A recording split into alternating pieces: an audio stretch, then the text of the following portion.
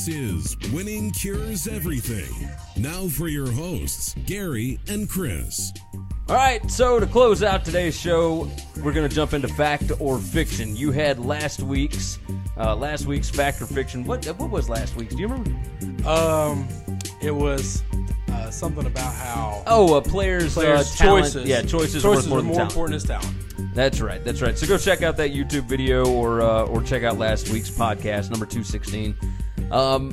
This week, Lincoln Riley, Oklahoma's head coach, made headlines with what several sites called smack talk. Now, I'm not sure that it actually was, but because it was such a slow week and everybody jumped all over it, it did strike me as interesting. That's right. So he said that if Georgia was in the Big 12, they would not be a top 5 defense annually. Now, first off, Georgia was not a top 5 defense after last season. They haven't been a top 5 defense annually. Well, no, they were top 5 when Jeremy Pruitt was there with Mark Richt. They were a top 5 defense then. How long ago was that? Like 3 years ago. Kirby's only been there for... I went 4 years back, and in 4 years they haven't been. Okay, they were 8th in 2015? They were 8th in 2015, and they were 16th in 2014. 2016, they were 35th. Whew. So what are we talking about, Lincoln Riley? Either way, they were 6th last year, right? And the reason that Lincoln Riley brought this up is because Oklahoma played Georgia in the Rose Bowl. Correct. And Oklahoma lost, but put up a ton of yards, a ton of points, right? Yeah, but isn't the objective to win? The objective is to win. But we're just talking about overall stats here, right? I got you. So the question is, like, for fact or fiction, got it. Would any top 5 defense, either scoring defense or total defense from last season, still be a top 5 defense if they were in the Big 12 last year? So here are the teams. Are you ready? Total defense last year, number 1 was Alabama. They gave up 260.4 yards a game. Wisconsin, 262.1. Michigan, 271. Clemson, 276.7. Number 5, UT San Antonio with 287.8. All right, now on scoring defense, Alabama 11.9 points per game, Clemson 13.6, Wisconsin 13.9, Virginia Tech 14.8, Bud Foster doing his thing, and Washington 16.1. So 3 of the 5 are in the same in both categories. I'm going to say the answer is no, and it's not because it's twofold. One, I do think the offenses in the Big 12 are pretty impressive. But here's the second reason. We're going to replace those teams with other teams. Yes. Because now, if the SEC is not known as an offensive juggernaut. Right. Okay? There are teams here and there, like Missouri last year, Ole Miss the last couple of years. But for the most part, you pay 1 or 2 really good offensive teams, and then you play teams that ball control, good defense. Yes. And so now the new teams will be Auburn and LSU and Jeremy Pruitt with Tennessee, getting them turned around, Florida, and probably some Big Ten teams and some ACC teams. Yep. Where all these schools come from is because they're all in conferences that play ball control offense. And divisions. Yeah, in divisions where they play ball control offense and hard-nosed defense. Yep. And so I absolutely think none of those 5 teams are, I guess, 7 teams, would be in the top 5 if they were in the Big 12.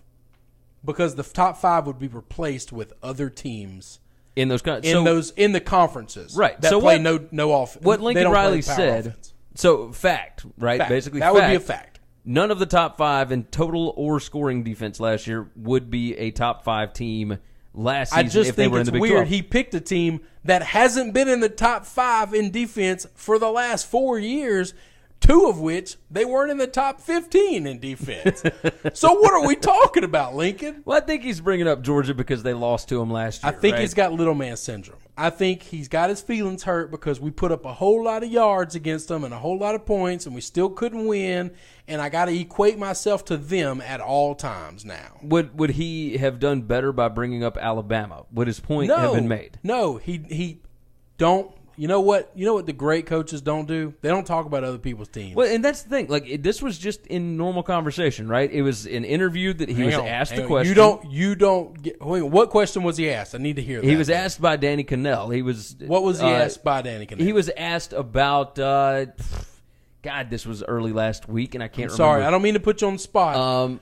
But if he wasn't asked specifically about Georgia and their defense, then him commenting on Georgia and their defense is just childish. I don't know that he actually was asked about Georgia. And Danny Cannell, the biggest SEC hater on the planet, put him in a closet too. All right. Yeah, I think that's actually what happened. Yeah. So I think Danny Cannell probably brought up the SEC, like trying to talk noise about the SEC. So we'll see. We'll look up. Let's see. I don't see anything. Yeah, we're not going to get the question. If you throw Georgia in the Big 12 every year, there's no way they're a top defense in the country. And of course, Danny Cannell did not post what question he actually asked. But they did. Look, Kirby Smart's team, like on the season, finished 6th, and they would have finished top 5. But they gave up 531 total yards to Oklahoma and gave up 48 points. So Oklahoma's the one that took them out of the top 5. I guess you could take your hat off to Lincoln Riley. Yeah. You feel good about yourself? Me? No. Or Lincoln Riley? Lincoln. You feel good? You kept them from being in the top 5 even though they beat you in the playoffs to try to go to the championship game? Lincoln Riley came back on Twitter to somebody and said, that's not a shot at Georgia. They were absolutely one of the best defenses last year. It's a compliment to our league. So they're just different leagues. They're just different. I don't know that it's a compliment. They're just different. I agree. I think if TCU was in the SEC, TCU would be one of the top 5 defenses in the country most years. This is so let's. But I think look because at they have stats. to play Oklahoma, because they have to play Oklahoma State, because they have to play West Virginia, because they have to play Texas when Texas was a high flying offense, that's really tough to do and maintain a top tier defense. TCU's done that several times. Let's look at if they got to play LSU and Vanderbilt and South Carolina and some of these crappy offensive teams year in and year out. Now we both agree that the Big 12 has awful defenses, right? Oh yeah, they're garbage. Awful defenses. The Big 12 last year, the lowest yards per game of any team was Kansas at 329. After that, it was Kansas State with 372. But hang on, you want to know why it's Kansas, right? Because the other team's up by 40 already, and so they just put all their scrubs in. Well, Tennessee last year averaged 291 yards per game. The SEC had one team that had over 500 yards per game. That was Missouri. The Big 12 had Oklahoma at 579 and Oklahoma State at 568. Then they had Texas Tech at 474, West Virginia at 459, TCU at 419, etc. The SEC, let's see, you go down to number 6, Mississippi State, they had 418. Alabama averaged 444, Georgia 435. But then Ole Miss had 462, Auburn had 451. Now, as far as scoring, we can look at that too. The top team as far as points per game in the SEC, Missouri 37.5, Alabama 37.1, Georgia 35.4, Auburn 33.9, Ole Miss 32.8, blah, blah, blah, blah, blah. The Big 12, it looks a whole lot different. Oklahoma, 45.1. That's right. Oklahoma State, a 10-point differential. Yeah.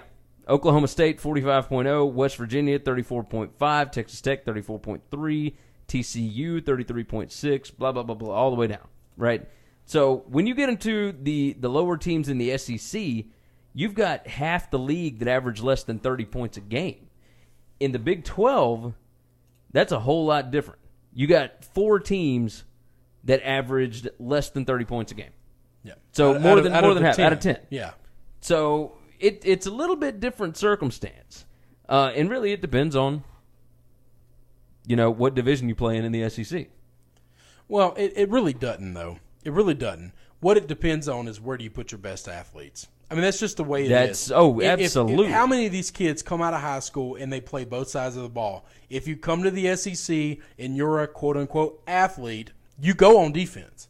And if you go to the Big 12 and you're an athlete next to your position, not a quarterback or a running back or whatever specific, you go on offense. That's the best athletes go, and it's just the way somehow the conferences have aligned themselves.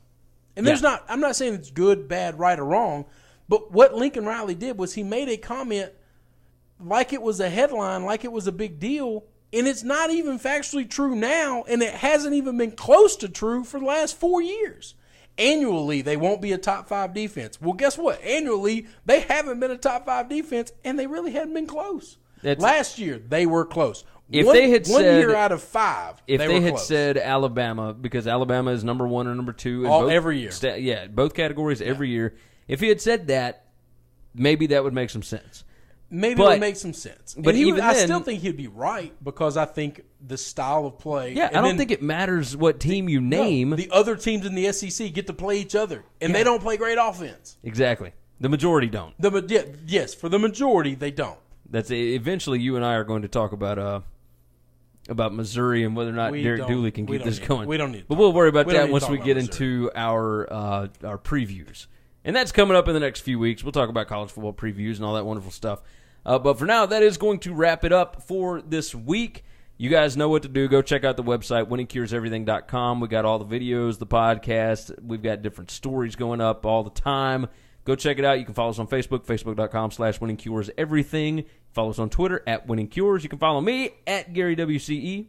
You can follow Chris at Chris B. Giannini. Don't forget to subscribe to the podcast on iTunes, Stitcher, TuneIn, SoundCloud, Google Play, all your favorite podcast apps. We're going to work on getting on Spotify. Just found out Spotify has podcasts. Had no idea. So we'll work on that. We'll talk to them and get it all done. But either way, you guys also know what to do, mybookie.ag. You want the best online odds anywhere around, do it to it right there. Mybookie.ag, promo code WCE50, WCE50. That's a 50% deposit bonus. For now, though, we're going to get out of here. We'll see you guys next week.